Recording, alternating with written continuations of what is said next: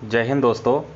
यह video specially mutual funds investment के ऊपर है, यानी मेरी लॉन्ग टर्म जो इन्वेस्टमेंट स्ट्रेटजी है और मैंने अभी तक किन किन म्यूचुअल फंड्स के ऊपर क्या इन्वेस्टमेंट किया है और उनका जो परफॉर्मेंस है टिल नाउ अभी तक कैसा है। और स्पेशली टेन्योर की बात करें तो ऑलमोस्ट 1.5 ईयर बिफोर मैंने ये इन्वेस्टमेंट चालू किया था। तो लेट गेट स्टार्टेड और यहाँ पर हम एक एक करके डिस्कस करेंगे।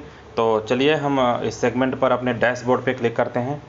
तो यहाँ पर मैं सबसे पहले अक्यूमुलेशन दिखा देता हूँ कि यहाँ पर टोटल जो मेरा इन्वेस्टमेंट है 4,76,815 रुपये है और जो अभी इसमें प्रॉफिट करंट सिनेरियो में है वह है 91,851 रुपये, यानी ऑलमोस्ट 20% के आसपास हमें रिटर्न टोटल कैपिटल के ऊपर मिल रहा है। तो देखते हैं हमने कौन कौन से म्यूचुअल फंड्स पे इन्वेस्टमेंट किया है।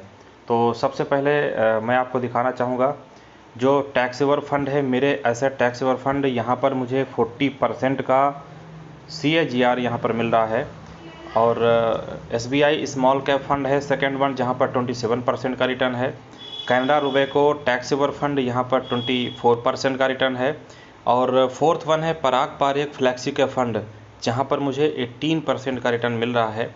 और नेक्स्ट मैंने इंडेक्स फंड चूज़ किया है जो कि निफ्टी 50 का है और यहाँ पर टिल नाउ मुझे लमसम 18% के आसपास का रिटर्न जनरेट हो रहा है। आगे देखते हैं। आगे यहाँ पर मैंने मिड कैप फंड का सिलेक्शन किया है, एक्सिस मिड कैप फंड, जहाँ पर मुझे 17.7% यानी अप्रॉक्स 18% के आसपास का रिटर्न है। और नेक्स्ट वन है Kotak flexi cap direct fund, जहाँ पर 18% के आसपास का रिटर्न है। और नेक्स्ट है again Canara Robeco emerging equity fund, यानी इस फंड के अंदर जो होल्डिंग है वो निफ्टी नेक्स्ट 50 के स्टॉक के अंदर है और इसमें अभी 17% का रिटर्न मिल रहा है। और आगे देखते हैं तो यहाँ पर है ICICI प्रूडेंशियल लिक्विड फंड, यानी ये जो दो फंड हैं, ये फंड और यहाँ पर UTI लिक्विड फंड, इस पे जो मेरा अमाउंट है वो फ़िलहाल एक तरीके से कहें तो लिक्विड फंड के अंदर है, यानी व्हेनेवर मुझे रिक्वायरमेंट पड़ेगी अमाउंट की तो इमीडिएटली मैं इसको विड्रॉल कर सकता हूँ और कहीं दूसरे इन्वेस्टमेंट के ऊपर उसको स्विच किया जा सकता है। तो फर्दर फ़िलहाल जो इन्वेस्टमेंट से रिलेटेड चीज़ें हैं और क्या क्राइटेरिया, क्या स्टैंडर्ड होता है किसी एक म्यूचुअल फंड्स को सिलेक्ट करने का और उसके पीछे क्या थॉट प्रोसेस है। यदि मेरा यहाँ पे होल्डिंग पीरियड की बात की जाए तो अप्रॉक्स 5 to 10 ईयर्स का होल्डिंग पीरियड रहने वाला है, लेकिन ये सारी चीज़ें डिपेंड करेंगी इकोनॉमिकल ग्लोबल सिनेरियो के ऊपर और वर्ल्ड वाइड सीन क्या क्रिएट होता है, ग्रोथ प्रोजेक्शन को हम कितना मीट कर पाते हैं।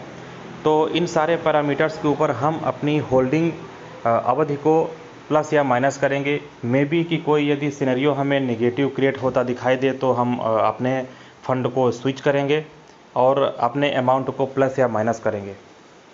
तो इन्वेस्टमेंट से रिलेटेड वीडियोज़ यदि आपको चाहिए और कुछ स्ट्रेटजी चाहिए, क्या मेरा थॉट प्रोसेस है, क्या मैं पैरामीटर्स देखता हूँ और म्यूचुअल फंड किस कैटेगरी से सिलेक्शन करने के पीछे क्या स्ट्रेटजी होती है, तो आप कमेंट करिए। और यदि आपका रिक्वायरमेंट इस फील्ड में रहता है तो मैं इन्वेस्टमेंट से रिलेटेड वीडियोज़ भी बनाऊंगा। फ़िलहाल इंट्राडे सेगमेंट तो आप कंटिन्यू एंजॉय कर रहे हैं। Okay, have a nice day. With that we have come in to end and have a nice day. Thank you so much. Bye bye.